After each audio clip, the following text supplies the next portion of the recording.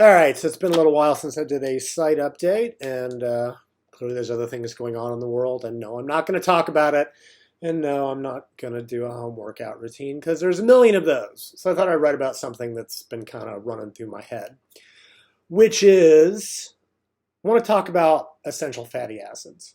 Now, for decades, as I'll come back, we've had a pretty clear idea of what they were, and I'm going to present some data that suggests that maybe we were wrong and ask the question, what are the real essential fatty acids?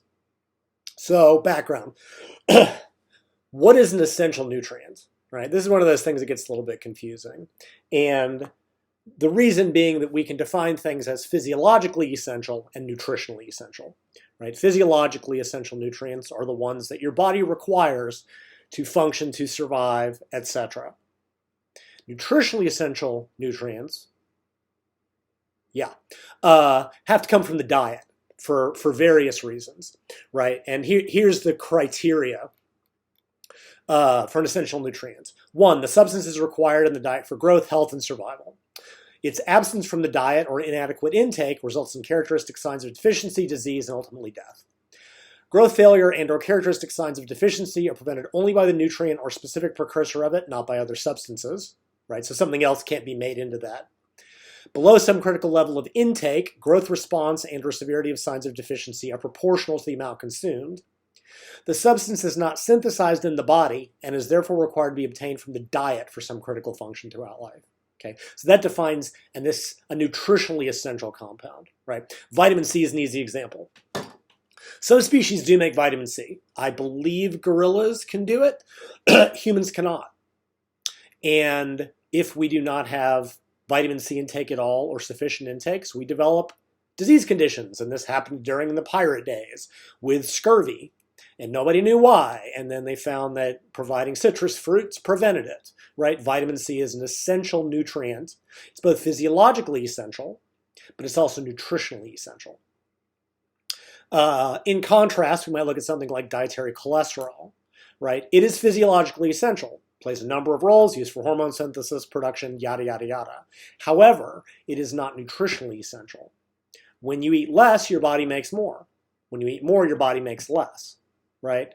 So in the case of vitamin C, the body can't make it from anything else. And if you don't consume it, you get a disease. In the case of dietary cholesterol, if you don't eat it, your body can make enough. Both are physiologically essential. Only vitamin C is nutritionally essential.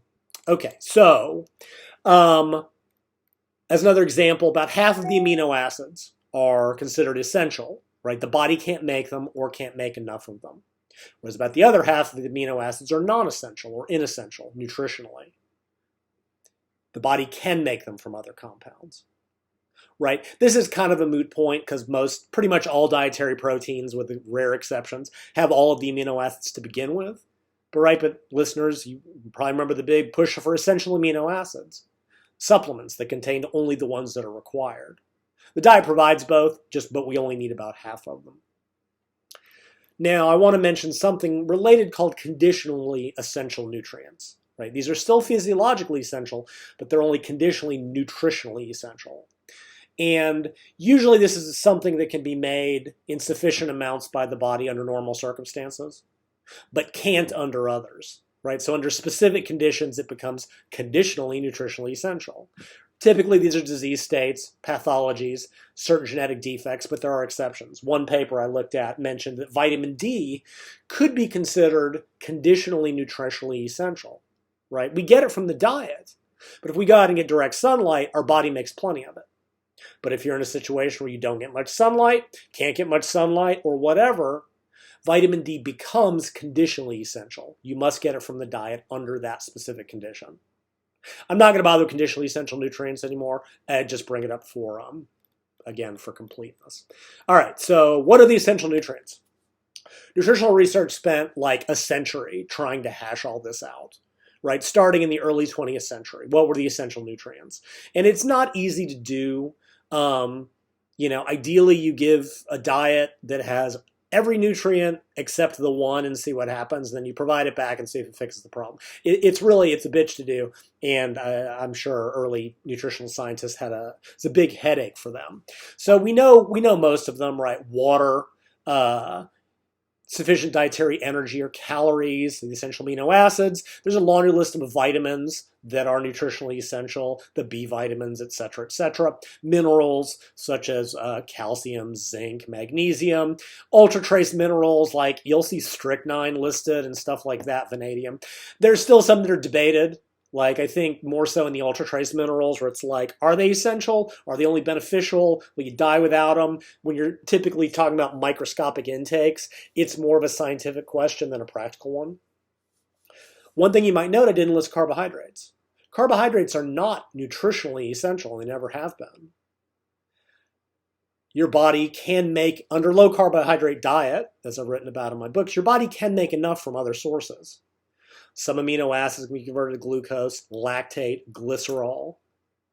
And under normal conditions, the body can make enough. Now, I would consider carbohydrates conditionally essential for people performing a lot of high-intensity activity. Because under those conditions, the body cannot produce enough carbohydrates. So that's one very specific condition. One paper, and this is the paper that got me started on this topic. I think it got into, how do we apply the conditions of essentiality to carbohydrates? Because technically the starch component is not essential. We might consider other aspects of carb intake essential. I've linked the paper. Go read it. It's not relevant to this piece. Okay, but what about the dietary fats? Are there essential dietary fats? And if so, what are they? Like I said, for decades, if not longer, we thought we knew what they were. And I'm going to question that in this piece. All right. Quick primer on dietary fats. There are three major types. Trans fatty acids. These are man-made fats. Generally, they are made by bubbling hydrogen through unsaturated fatty acids that increases shelf stability. They're bad for you, and it's one of the few places everyone agrees that they shouldn't be in the diet. Okay, saturated fats. Saturated fats are actually a class of fats. There's a bunch of different ones. Saturated has to do with their chemical structure, which I'm not getting into. Found almost exclusively in animal foods, with coconut oil and palm kernel oil being two exceptions. Solid at room temperature, right? Think about the gristle fat on steak. They are not nutritionally or physiologically essential. Your body can actually make some from other places, but you don't need them. Like, I'm not saying don't eat them, but if you never did, it wouldn't hurt you. Finally are the unsaturated fats, which typically get subdivided into monounsaturated fats and polyunsaturated fats. Again, it's a chemical structure thing. Go Google it. Nobody cares. The most well-known monounsaturated fat is oleic acid. It's found in olive oil. That's where the name comes from. We know it's not essential nutritionally or physiologically. Probably has health benefits, but we know that is not essential. The second are the polyunsaturated fats, which are typically referred to as omega-3 or W3, really an omega sign, which looks like a W, or N3, and the omega-6, N6 fatty acids. That nomenclature, again, its chemical structure, don't worry about it. For the record, the oleic acid is omega-9, W9, N9. Right, again, chemical structure thing. Now, the omega-3 and the omega-6 polyunsaturated fats are the essential fats. Well, kind of. Let me explain that. So, like I said, determining nutritional essentiality can be kind of a pain because of what's involved scientifically. You have to create the deficiency, preferably with a controlled diet, replace the single nutrient, see if the deficiency symptoms go away. Easy in premise, very difficult in practice. A lot of stuff used animal research. Easy to control the diet. Problem being animals have different sets of nutritionally essential nutrients than humans do. As I mentioned, gorillas, they make vitamin C, I think. It's one of the simians. We don't. So you have to be real careful with that. I seem to recall that they tended to use military and prison populations. Don't swear me to that. And I remember a great story that I cannot find a link to of two nutritional researchers who said, this is essential. Everyone said they were wrong, so they put themselves on a nutritionally deficient diet till this deficiency symptoms turned up because early science was just mental. So dietary fats, it took decades, it took years to determine that there was essential fatty acid requirement. The problem is that no one could seem to create a deficiency because the requirements seem to be so tiny. Even in animal studies, the lowest intakes of fat, like 1% dietary fat, would prevent it. And one researcher stated, if true fats are essential for nutrition during growth, the minimum necessary must be exceedingly small. And there was enormous debate. Someone said fat was only important as an energy source. There was some indication they were essential, and this went on for years and years and years. So finally, in animals, they were able to show that, mice and rats typically, that there was an essential fatty acid requirement, and they did it by giving them a literally zero-fat diet. This occurred in about 1930. This would result in the discovery that linoleic acid, the omega-6, was essential. Follow-up work would determine that arachidonic acid, which is a metabolite, was also essential, right? Linoleic acid in the body is converted to arachidonic acid down the road, and that is also essential, and keep that in mind. Eventually, the same thing would be shown for alpha-linolenic acid, which is the omega-3. Again, tons of controversy, very boring. We'll read the papers linked in the article. One indicator that it was essential was the discovery that two other omega-3 fatty acids, EPA and DHEA, which are often called the fish oils, which I'm not going to bother telling you what they stand for because I will mispronounce them, were also important. So the fact that a metabolite of ALA was critically important for health suggested that alpha-linolenic acid, the omega-3, was also essential. Keep that in mind. Okay, if figuring this out in rats was hard, figuring it out in humans was a bitch. Because even the tiniest fat intakes would prevent deficiency. We're talking like 1% dietary fat, 2% dietary fat. The research on this started in 1930, and it wouldn't be till the late 60s that they were actually able to show that there were essential fatty acids. And this occurred with the development of something called total parenteral nutrition, or TPN. This is a way of providing nutrients to people that like can't eat or can't digest stuff for various reasons, and they put nutrients in with the vein. Through the vein, rather. And I've always wondered when bodybuilders were going to do this. Fuck eating 6 times a day, just continuous amino acid drip. Someone's probably done it. Anyway, the early formulations were zero fat, completely fat-free. And when they gave those, humans they were able to finally show an essential fatty acid deficiency could occur in humans. And they were found that these were reversed if you were provided either linoleic acid, the omega-6, or alpha-linolenic acid, the omega-3. Again, it was very small amounts, like 1 to 2% of total fat, but they were required. And they were able to show that both were essential by providing one or the other, different ratios. I'm not going to get into that. Right about the same time, there was the discovery of the Alaskan Inuit, and there were low rates of heart disease, presumably due to the high intakes of EPA and DHEA, the fish oils, because they had a lot of marine fat. So this also suggested that those were important. Again, metabolite of alpha-linolenic acid. The EPA and DHA are critically important. ALA probably is too. Anyway, they determined that linoleic acid and alpha-linolenic acid were essential. Boom. For decades, that's been the standard statement.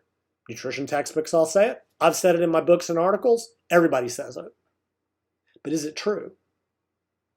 Are LA and ALA the real essential fatty acids? And you can probably guess I wouldn't be right doing this if I didn't have data to the contrary. To understand why they might not be essential in and of themselves, I need to bore you with biochemistry.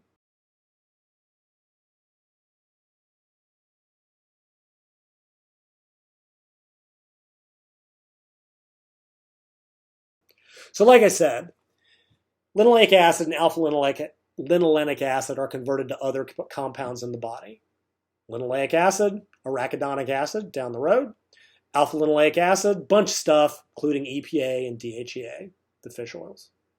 Omega-9s, oleic acid, also converted. It's not essential, but I'm going to put up a chart, and there's some interconversion.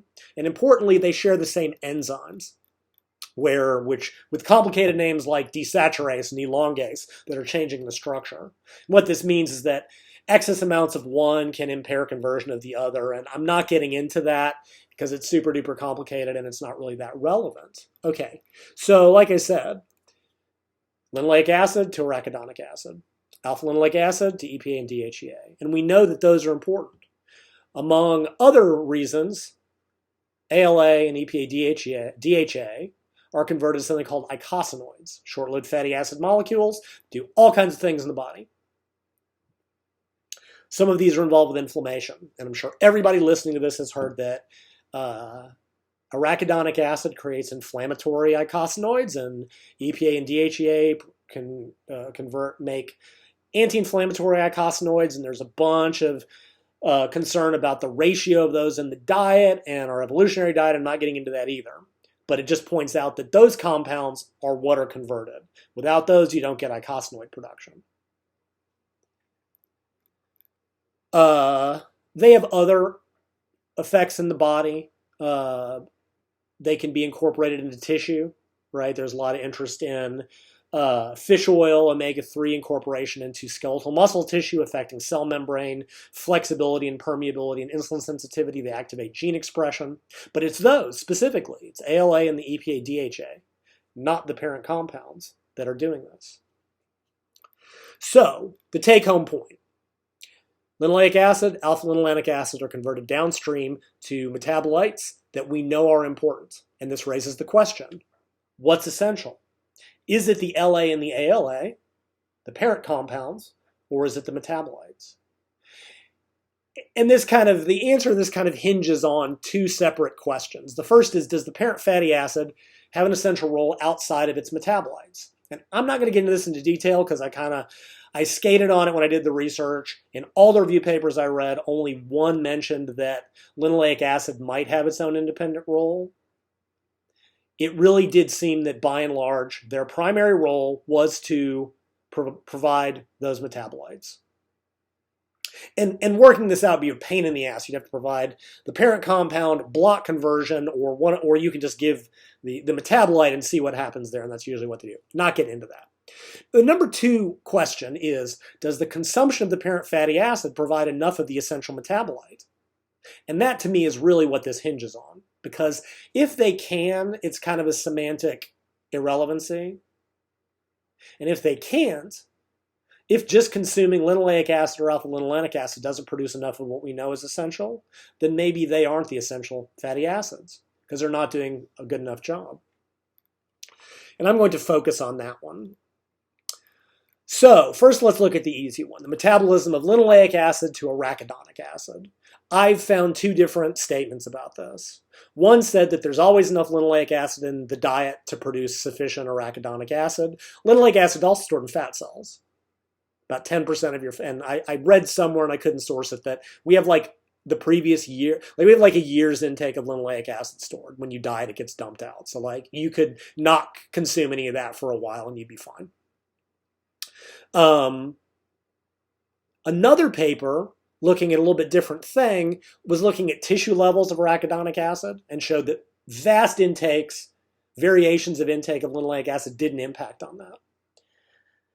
And that would suggest that, in contrast, if you give arachidonic acid supplementation, it does. So that would suggest that just consuming linoleic acid does not produce enough arachidonic acid to alter tissue levels, one way or the other. I think the contradiction just are looking at different things. Doesn't really matter. That second paper concluded that the conversion of linoleic acid ultimately to arachidonic acid is limited by the enzyme, which if you go back and look at the chart, it's called delta-6 desaturase, I think. Let me make sure about that. Yes. So, and like I said, I've only found one paper. Okay, they also mentioned that the conversion of linoleic acid to arachidonic acid occurs in efficiency of only 0.3 to 0.6%. It's really tiny. Admittedly, we only have a tiny requirement, but even so, that's very, very poor as a conversion rate, right? And doesn't change the fact that arachidonic acid seems to be the essential fatty acid. So, in animal models at least, simply providing arachidonic acid reverses deficiency symptoms. And I think that's an interesting point. Now, admittedly, I don't like animal research. There are differences in biology. There are differences in essential nutrients. I'm not drawing conclusions from this. because I've shit on animal research for decades. I don't want people to hear that I'm contradicting that or picking and choosing. It's an interesting point, but it needs to be verified in humans. I would note the World Health Organization recommends that arachidonic acid itself be added to infant formulas. This might just be because infants don't do the conversion, or it might be because that's what's present in mother's milk. Didn't look into it, not my interest.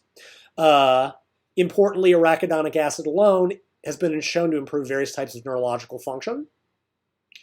Folks may remember when arachidonic acid supplementation became really popular for bodybuilding because it seemed to improve muscle growth, strength, and power, something that I don't think has really been shown for linoleic acid.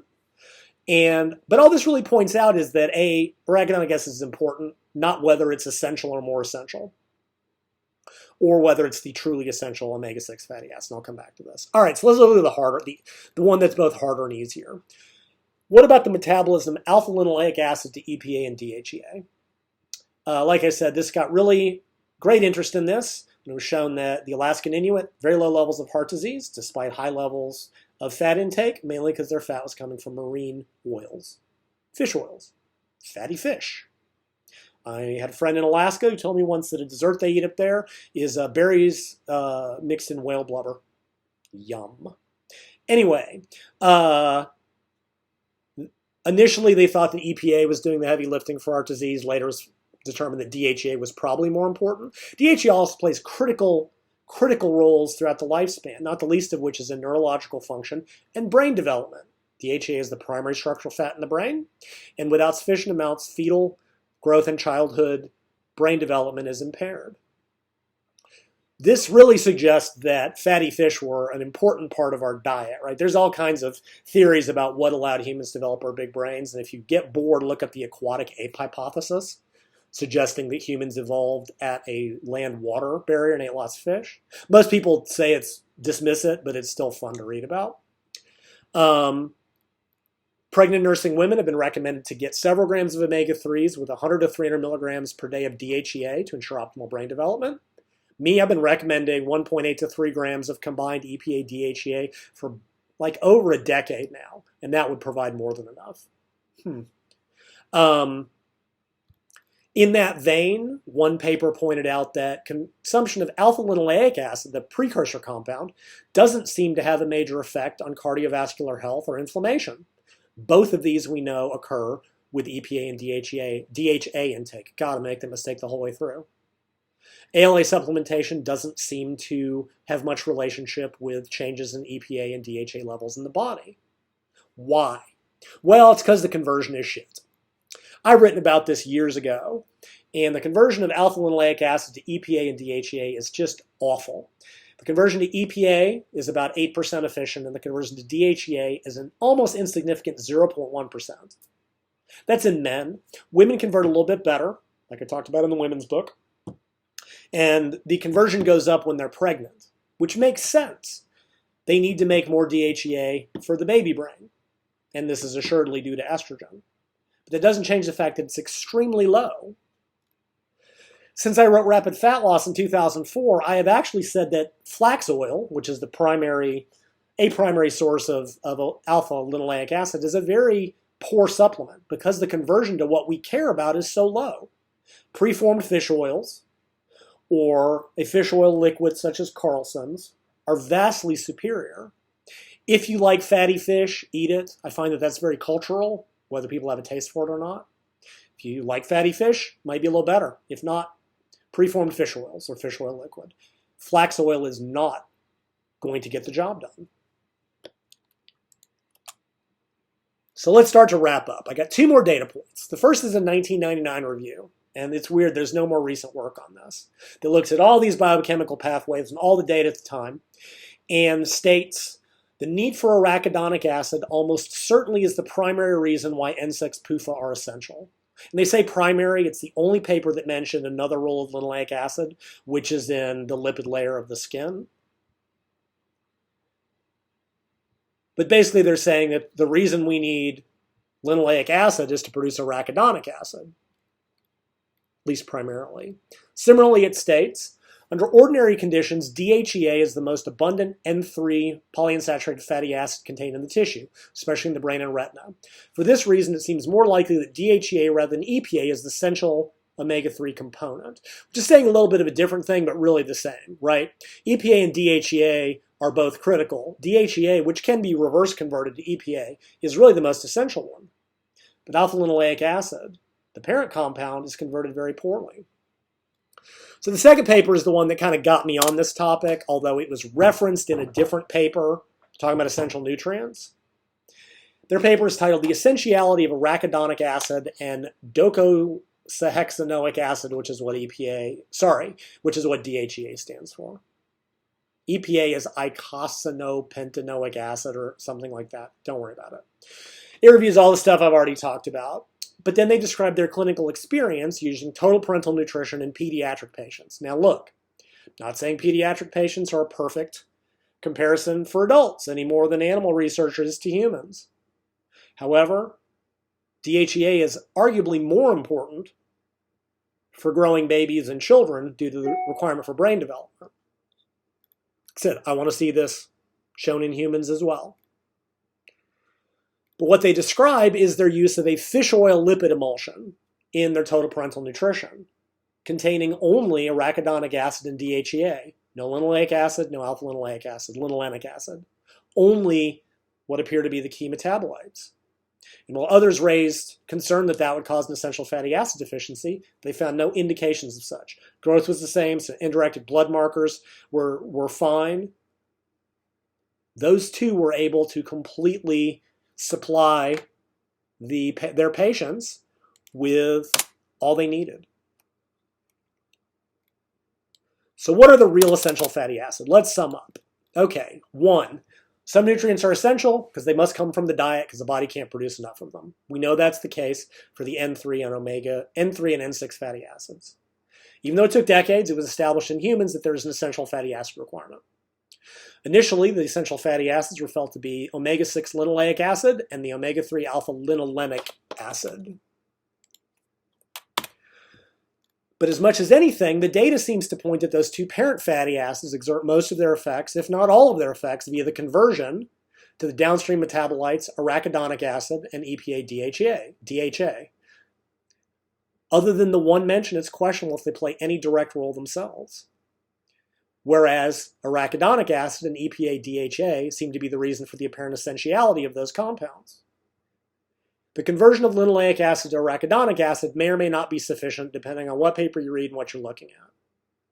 It doesn't change tissue levels of AA. It's very clear that the conversion of alpha-linoleic acid to EPA is low and to DHA is nearly nil. So it does not do a good job of providing what we know is critical for health.